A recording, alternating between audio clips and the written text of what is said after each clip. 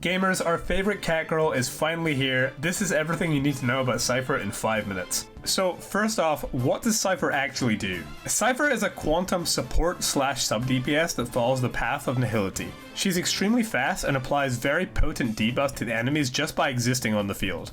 She also stores a % of the damage done to the highest health enemy by her and her team, and then can use that stored damage in one big true damage nuke.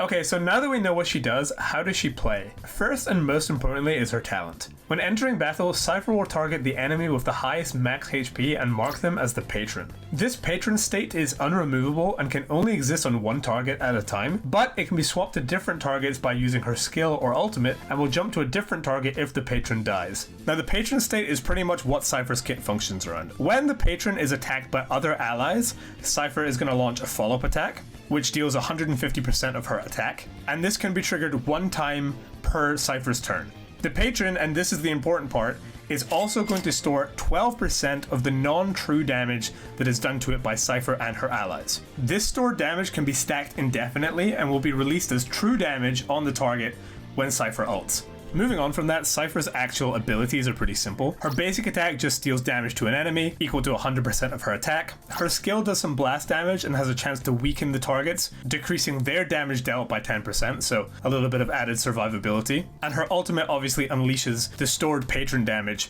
as a big true damage attack. There are a couple of tricks to note with her ult. The first is that it's not purely single target, so it will count as a blast attack. However, if there's only one enemy in the field, it will do all the damage to them. So if you want the most damage possible to one target, it is advised to kill the adjacent targets first. You also don't need to target the patron with your ultimate. You can target any enemy on the battlefield and it will just swap the patron over to them and deal the full damage. Now, Cipher also has some really interesting and really potent traces, which we'll cover. Her first trace increases her crit rate and the amount of damage stored by her talent relative to her speed. For this reason, you want to aim for 170 or more speed in Cipher so that you can max out these two things. Her second trace allows for 8% of the non-true damage dealt to enemies other than the patron to be added to the stored amount. And her third trace, which is the most important by far, increases the crit damage by her talent's follow-up attack by 100% and increases damage received by all enemies by 40% just for Cipher existing. That's crazy. Now, in terms of her light cone, obviously her BIS is going to be her S1. It's giving you a massive chunk of speed, which is allowing you to hit that 170 break mark without relying too hard on relics, which will let you build more into damage. And it also allows her to apply a 24% defense reduction for 2 turns. But if you don't want to get Cipher's S1, then Silverwolf's signature actually works really well, and S5 Pearls is a perfectly good alternative. As for her relics, my recommendation would be just to combine 2 2-piece speed sets. Cipher obviously needs 170 speed to hit her trace breakpoint we mentioned earlier, and her personal damage is kind of low, so combining 2 speed sets works really well for her. Even though I wouldn't recommend it, if you do want to build more of a damage Cipher, then 4-piece Pioneer is the way you want to go, as long as you can hit that 170 speed breakpoint. In terms of her planetary sets, it really depends on who you're going to be using her with. Personally, I run Fleet of the Ages, but that's because I'm running Cipher with Maide, who scales off of HP percent. Lusaka is a really strong option though if you're supporting Fei Zhao or Acheron. In terms of stats, for body, you want to go for effect, hit rate, or crit damage. For feet,